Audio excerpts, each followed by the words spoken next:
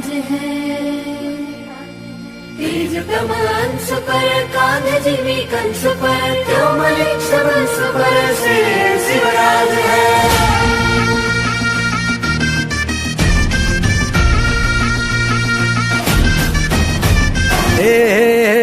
अंधार जुलमी होता पसरला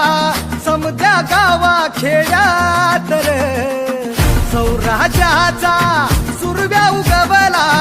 हे तत्काळी ही रात रे वाऱ्याच्या येगानी घोड्यावर बैसूनी खंडोबाच्या रूपानी आला माझा देवर सुरव्याच्या तेजानी